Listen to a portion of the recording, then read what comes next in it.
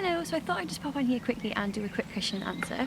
So I posted a picture on Instagram and on Snapchat and asked you to leave your questions and I'll answer them. So yes, I've got a couple. So Rudy Couture actually asked, do you prefer to go out or stay in on a Saturday night?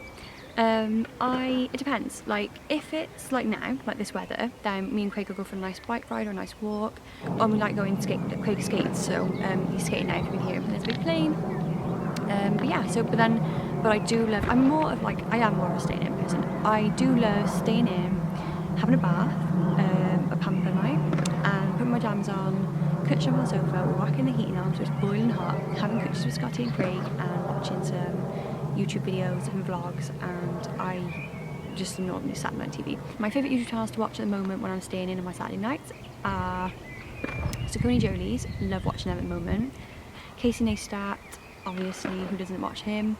Me and Craig are obsessed with watching his channel, it's such good editing. And I also like the Mitchellacks on a Sunday, love that. That's on Sunday, not Saturday. Like the people I speak to, it's like Rudy's channel, obviously.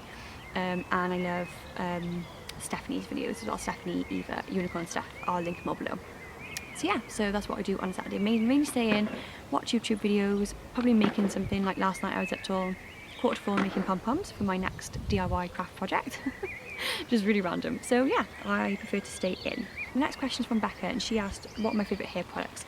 My favourite hair products would have to be, I don't really use that many, but I'd have to say Schwarzkopf Live XL colour, because obviously I dye my hair, I need to get my roots done now, but I dye my hair, well, red, but you can't really tell.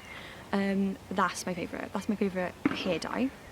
She's amazing, lifts like brown to red like amazingly. And then my favourite shampoo and conditioner would be Tresemé's, the one for the red, like the vibrant colour I think it's called. It really helps keep the colour, and it doesn't like rinse your colour straight out your hair either. Like I find with definitely with hot water, it just keeps the colour really vibrant and like nice and fresh, but I need it cut as well. It's just so dry and got dead ends at the moment. And Wilko's, I don't know if you've got a Wilko's in America, but Wilko's is like a really cheap shop in the UK, and they've got this amazing dry shampoo. It's like in a pink packaging.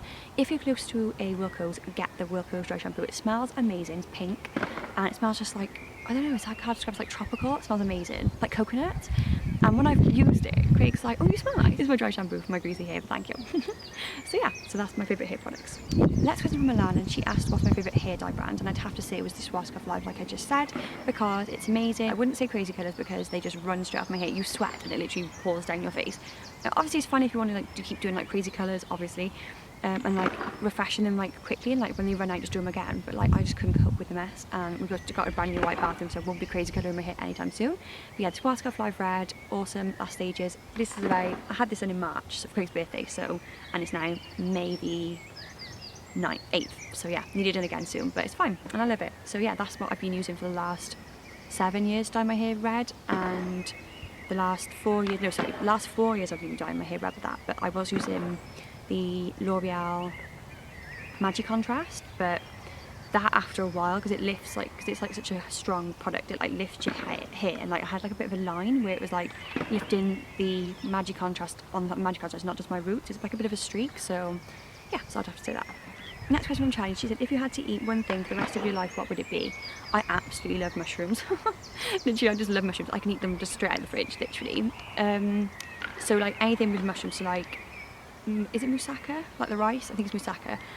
Pizza, put the mushrooms on it. Oh, what would I eat for the rest? If I had to eat one thing for the rest of my life, what would I eat? Well, at the moment, I would say chocolate. I'm obsessed with chocolate. I've gained some weight as well, which is annoying because I lost obviously 3 stone a couple of years ago. But I'm going to be back on it soon because I've got a bridesmaid dress to fit into, and this ain't going to go in it right now. So I need to sort myself out with chocolate, and it would be the Dairy Milk Oreo. They're like the big taste bars. They are gigantic. It's like an Oreo covered in chocolate. It's amazing. Yeah, chocolate.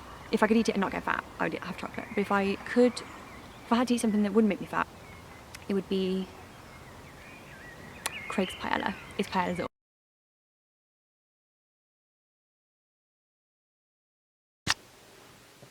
So as you can see, I'm in a different setting again because my camera went dead at the uni, so I've had to come home and charge it and then carry on with the questions. So let me just load up my screen. So the lighting's probably quite off. Yeah, I got my studio lights on or anything. It's just literally the house light.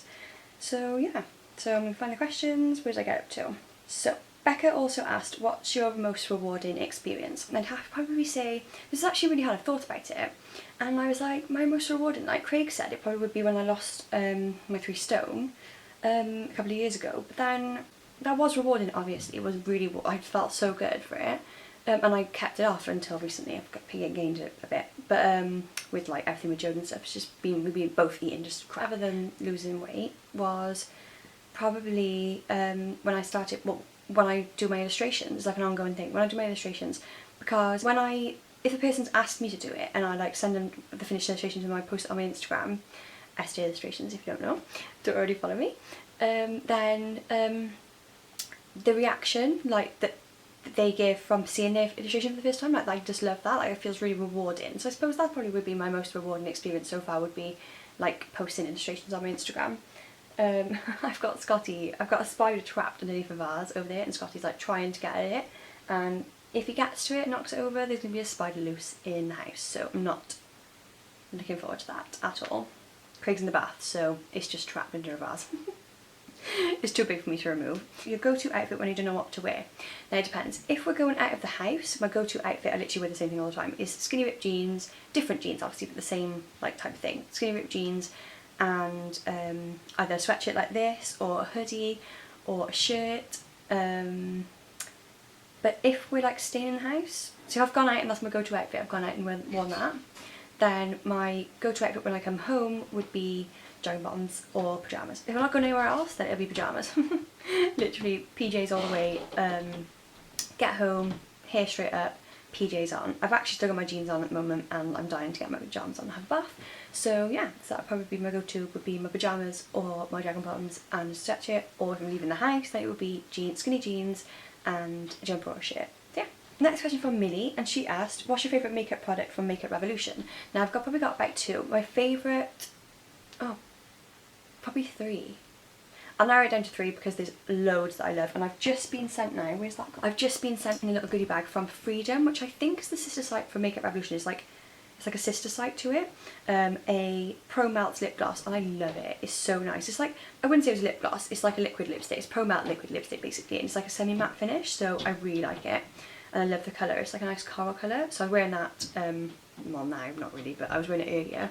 And I love it, so yeah, that. But that's from Freedom. So Makeup Revolution, my favourite would be I'll show you.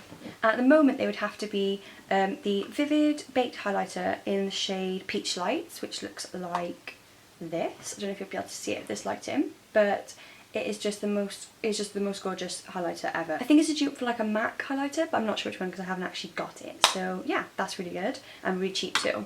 My next favourite would have to be the Makeup Revolution Ultra Brow Arch and Shape pencil. It's got like a felt tip kind of end, and then it's got like a pencil end on it, and it's really good. And I think I got medium. I think it was medium. I can't tell, it's like rubbed off, but I love that. They'd be my favourite Makeup Revolution / Freedom makeup products. The next question's from Natalie, and she asked, how do you do your hair like this? I've tried umpteen times with no success. Sad face. But basically, my mum's a hairdresser, so I've always done like hairstyles and stuff growing up, and I learned on like when I was like mannequin head doll things, like I have one of those and I love that. So I've always been like doing hair and stuff, and then I watched some YouTube videos because this is like I think it's a Dutch braid. It's a French braid, but it's like backwards. So like instead of French braiding the bits go over, you go under with it. So it sounds really complicated, but if you watch YouTube videos and try, you'll be fine. Like it gets much easier, and it's practice with everything. But also, I find if you don't look, like it sounds weird, but like when you braid, I don't know if you like used to braid across here, but when you do like a French braid or a Dutch braid across here, across your fringe, I always find it much easier to like not look, like get the pieces and then like Dutch braid it backwards without look in the mirror, and it'd be perfect. Like the amount of times I tried looking in the mirror, and because it's backwards and you've got to do it back with the braid, it's like completely throws you off. But when you do it like looking, so the only thing that's backwards is the braids backward, upside down, not, do you know what I mean? Not looking in the mirror as well, then it's much easier. So yeah, so that's what I do, and then I just literally just like keep it nice and tight, the pieces, and just fold it under, and then just count into a normal braid then down here. So yeah, so I hope that helped. It's really not, I've done like a video, like one of my first videos on YouTube, if you want to go back and find it, is awful. And it's I think it was like Spidey hair or something. It was Lauren Conrad's hair. She wore to the Spidey wedding, the Hyde and Spencer, like that's how old it was. And yeah, I think I did a Dutch braid on there as well, and don't think I'm talking on there, but I think you see how to actually do it better. There's like tons of videos on YouTube to how to do a Dutch braid. So yes, just practice. So the last question is from my friend Stephanie, and she actually said, what is the first thing you would do if you came to the USA? Hope I'm not too late. No, you're not too late. My camera went dead, so now I've ended up filming at home. The first thing I would do if I went to the USA would be congratulate myself for flying so far, because I hate flying. I'm literally petrified of flying. I wasn't that scared of flying. I used to love flying when I was like younger, but like the older I'm getting, the more I'm like aware of stuff, and it's like, no, it's like just too much anxiety for the plane situation. I haven't been on a plane since 2009, and I want to go on a holiday, but the thought of me getting on a plane right now, like, just, I can't even. On a scale of 1 to even, I can't, because I just can't. So the first thing I would do is congratulate myself if I got on a plane to America, and then it would be to go to probably In-N-Out Burger, because I've seen those and they look mange. They look amazing, so me and Craig will probably get that, and then we'd go and see you. Of course we'd go and see you, and then hopefully you would take us to what's another place I want to go to? Cheesecake Factory. Yeah, I want to go there. Love cheesecake. So yeah, so that's probably what I do, completely about food. So that was the end of my question and answer. I really hope you enjoyed this video. If you did, give it a big thumbs up and be sure to subscribe if you haven't already. Thanks to everyone who left me the questions, and I'll see you in my next video. Bye!